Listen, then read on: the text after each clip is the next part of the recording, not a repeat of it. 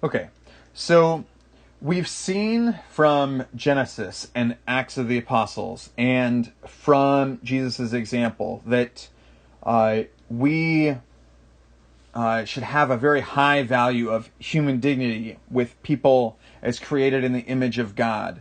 And that we see with Jesus that people are now invited into this relationship with God, to be adopted sons and daughters of God, and that as we do so, the limits of who's in and who's out, insider and outsider, become blurred when we look at everything that God wants for us, and that that being a follower of Jesus is going to really draw us out of that, out of our comfort zones, and into the margins. We're called to be there, to be present there, and so we're now going to move towards a lot of things that are going on now, and a little bit more of the practical groundwork for what we're going to be doing in this unit.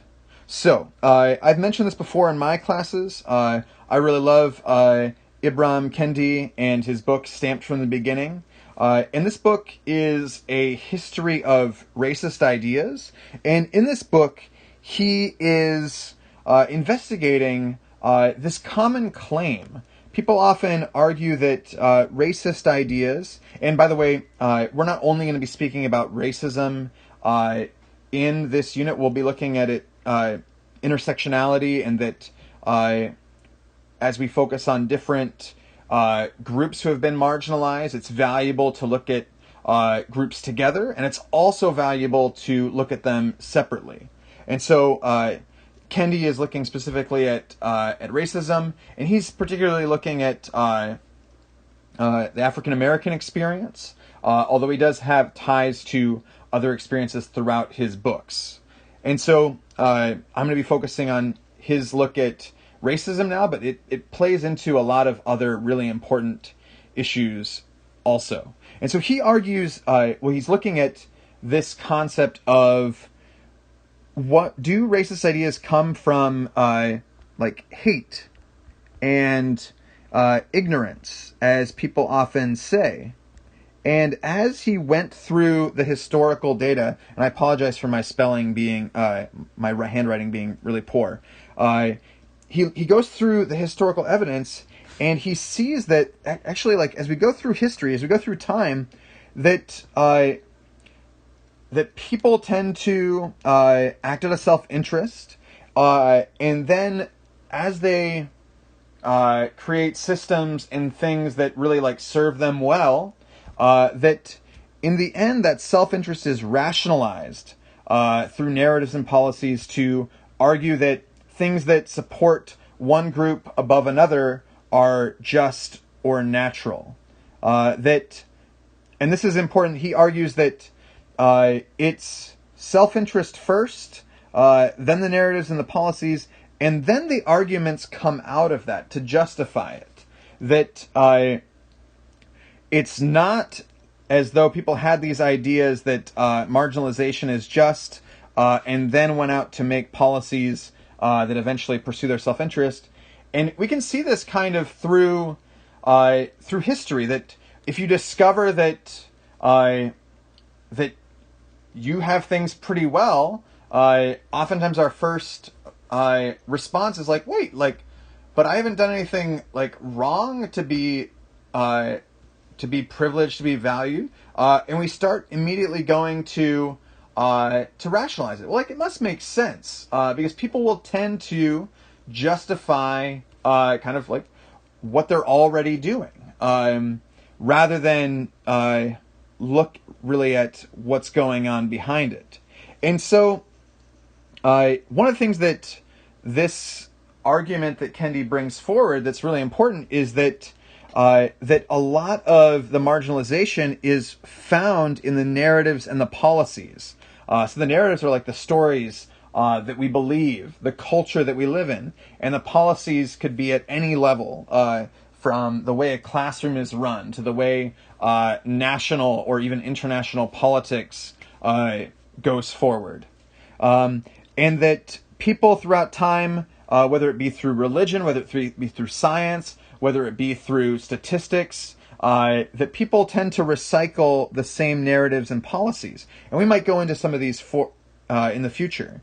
But basically, that because of the way it's gone through history, that yes, people still do individual acts of marginalization, that where they push people to margins. But a lot of what we're talking about is in the narratives and the policies that people believe and support, often unconsciously. And so it ends up being beyond any particular individual or any particular action. And so a lot of when we think about like, oh, how does racism or sexism or various ways of marginalizing people come into a culture, we're really talking a lot about social sin and even like original sin. Like, what is the thing that's kind of like corrupting or leading us away kind of in whatever we're doing? And so when we look at that, like, okay, so if this is the case that we live in cultures that support narratives and policies that center particular groups of people and marginalize others, what are we supposed to do, especially as individuals? Can I tackle all of that? And also, if I go into it, like, how am I going to not make a mistake, especially if I'm coming from a group that has been privileged or centered or supported or served? And so I will say, from like what I've seen from others that have gone through it and from my own short journey in working towards this, that the way forward is messy. Oh, I'm going to go back to my green that I had before. And that it is still really important to focus on the people, to treat people as full people. And as part of that, when we look at people as people, we're people with a history. That we should really look at our own history, regardless of where you're coming from. And also look at the history of others, even if it doesn't immediately interest you, or even if it doesn't seem to have much relevance towards you, that this kind of respect and curiosity and care is part of the messy way forward. And when we think about what should our goals be, goal of respect, of like caring for others, of being hospitable to others, rather than expecting others to be hospitable towards us. This is where a lot of the work is. And then also a goal of responsibility, that that if an injustice is happening, saying like, oh, like that doesn't concern me, or like I'm not a part of that, isn't necessarily taking responsibility. And even as I'm saying this, I'm realizing that like even that statement that I just said, and actually many of the statements I've been saying have been centering the white narrative, that a lot of this is being addressed to those who have been centered. And I do apologize for this. And this is kind of, even as I'm going into this, that I got a star once again, that this is messy, and that even as I'm speaking to a lot of students with a lot of different experiences, I look at the way my language is still shaped in a particular way to center a particular experience. And it's tough. And even as I'm saying that, I want to go into a few things not to do. And so one of the important things that the goal as we go into this to look at how to be with marginalized communities, it shouldn't be to provoke guilt or hatred over your own culture, background, ancestors, or family. And I'll be honest, it's easy, especially once you start really tackling this stuff personally, to believe that this is where it is. And, I think about even, I was at CEI, which is the Center for Equity and Inclusion, this last summer, and we did this little exercise with beads where we looked at our all the important relationships in our lives. and almost all of my beads were white, because almost all of the most important relationships in my life are with white people. And as I was talking to a lady next to me, I started kind of subconsciously saying like, oh, like mine isn't very diverse and blah, blah, blah. And she's like, that's your family. Those are your best friends. Like, those are the people you care about. Like, don't badmouth them because like you don't look like a particular way. She's like, my beads are like almost all black and I love it. I love the people I'm around. It's not about feeling bad about where you come from or who you are. And another point that I also learned from CEI was that some people are like, oh, like I feel like they just want like the dominant culture to hate itself. And someone in the class said like, like you going off and hating yourself is still all about you. Like you feeling bad for yourself doesn't actually help anyone. And that's important to wrestle with. Like I was really, it took me a while to like really process that, but that the goal is not about a group hating itself or like flipping the scale so that way like marginalized groups are in the center and that the currently dominant narratives are pushed to the margins. That the goal is actually a lot more messy and difficult than that. Another really difficult thing, this is a page of difficult things, is that the goal is not to lift up marginalized cultures to an idealized standard. And this is something that's really difficult, and sometimes people will do seeming that it's like good. That be like, oh, if I want to value this culture, I can only like say good things about it. That like anyone who's like not doing the right thing isn't the right kind of person in this community. Or saying that, and this is important because even though it can seem to be good to like idealize communities that have been marginalized, that's still not treating people as full people. That when we look at whoever you are, whether you're a Christian, a Muslim, an atheist, whether you're black, white, whether you're Hispanic or Asian, that all people are equal and inherently and so they're going to be equal in good and bad ways. That it's not like, okay, one group is super evil and one group is super good.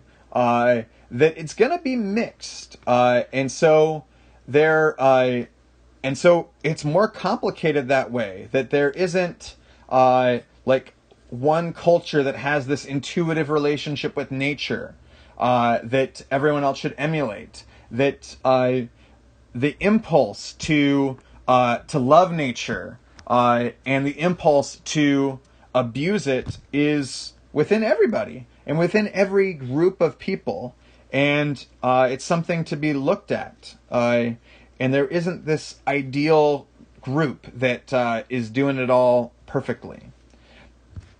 And then the other important thing, and this is also really difficult, is it's important to focus on the people and not the marginalization.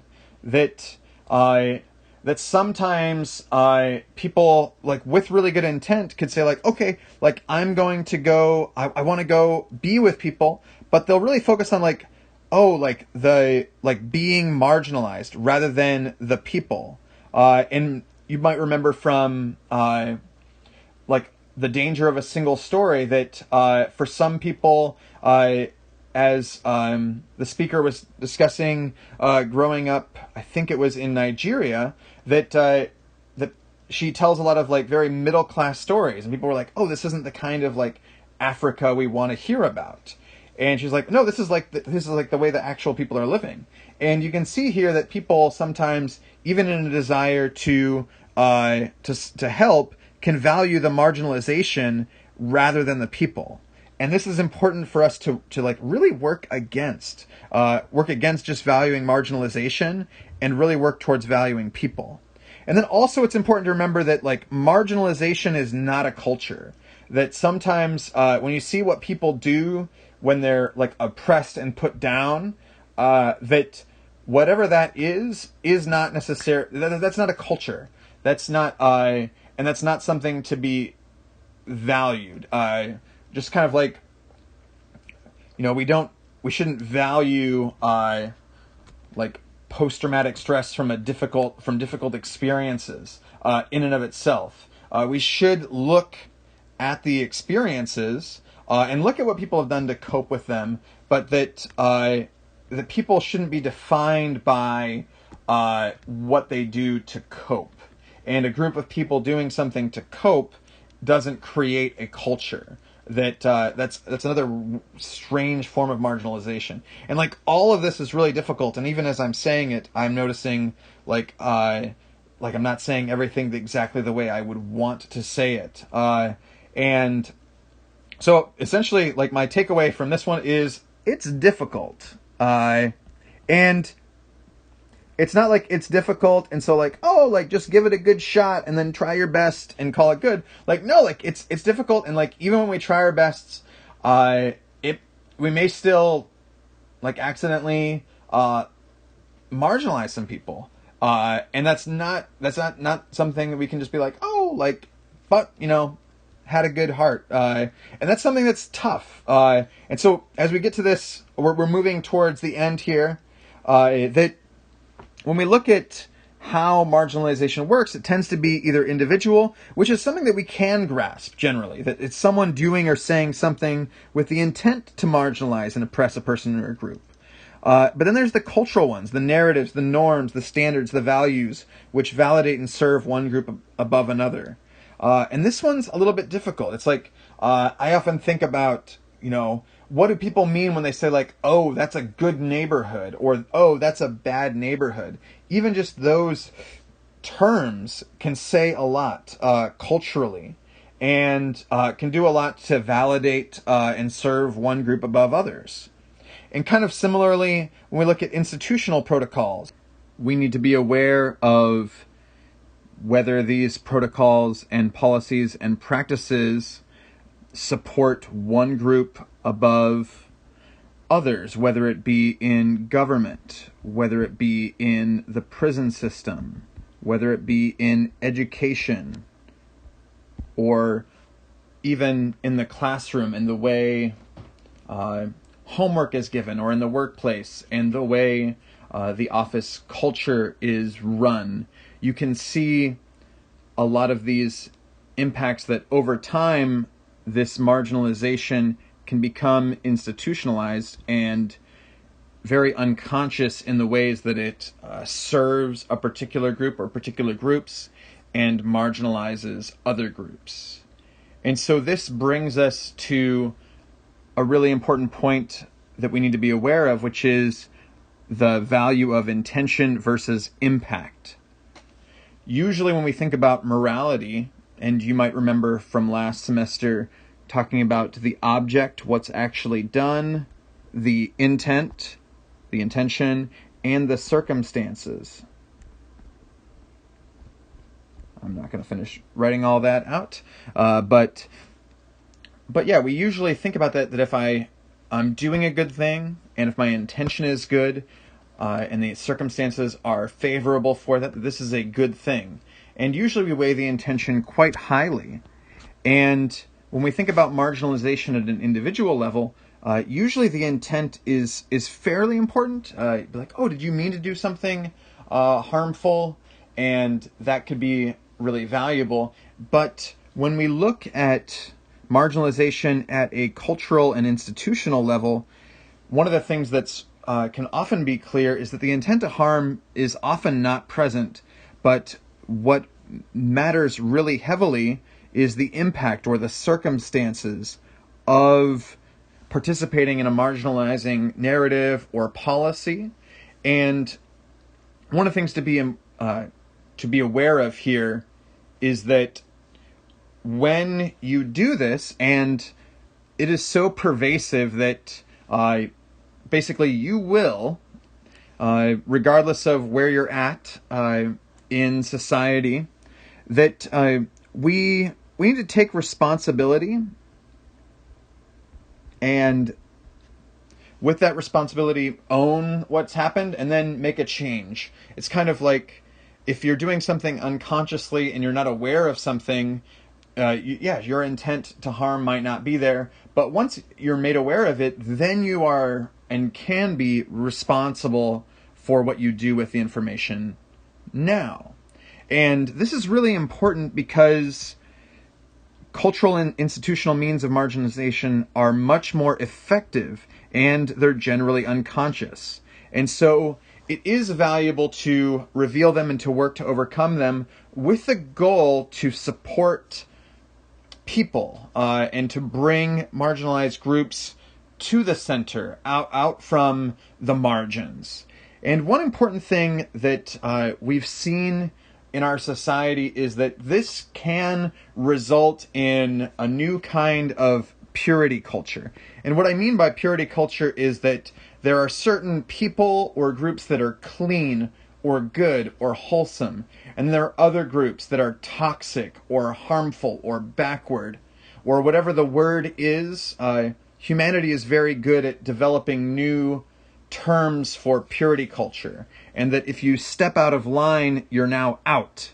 And this is not something that should be encouraged. Yes, we need to be able to reveal and overcome unjust cultural and institutional narratives, but trying to redefine then, like, who are the good, pure people and who are the impure, toxic, unclean people. This is not where we should be going. And this is something to be aware of going forward to avoid, because this is a common temptation once you learn something to then establish a new purity culture.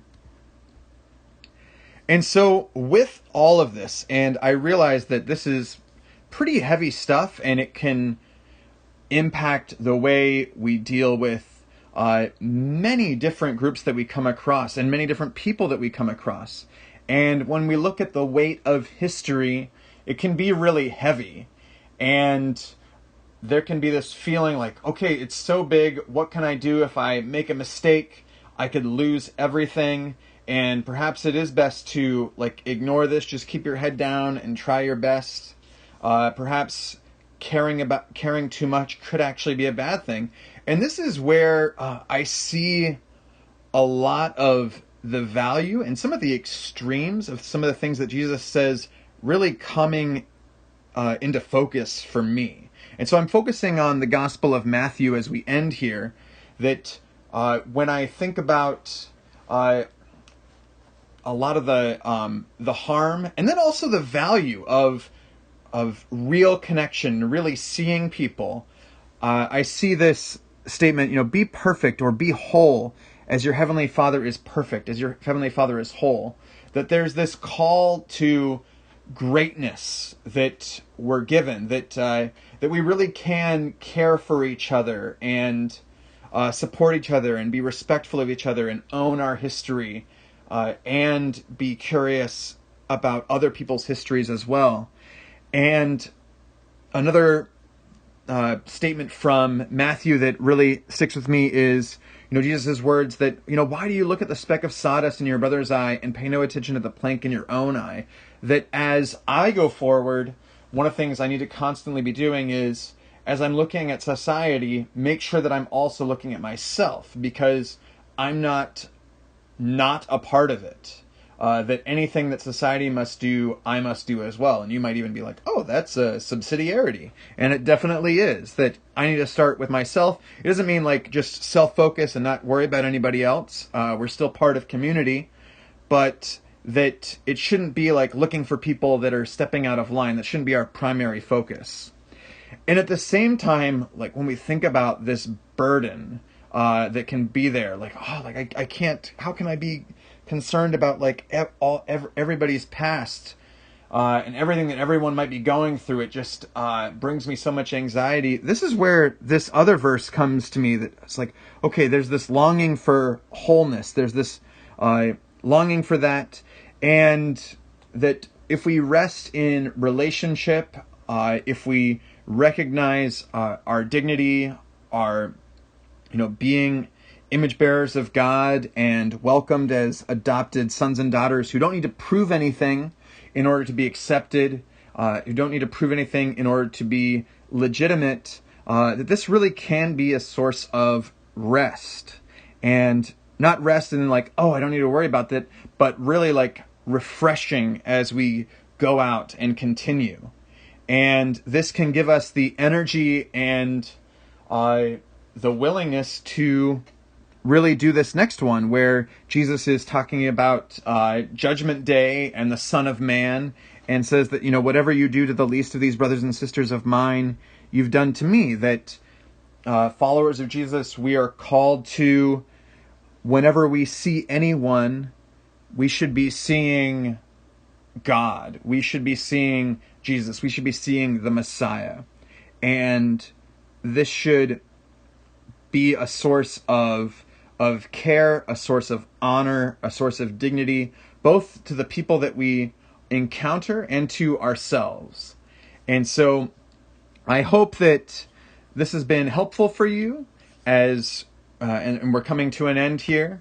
And I hope that you're doing well with these DLDs. I realize this was a lot to unpack. And thank you so much for listening.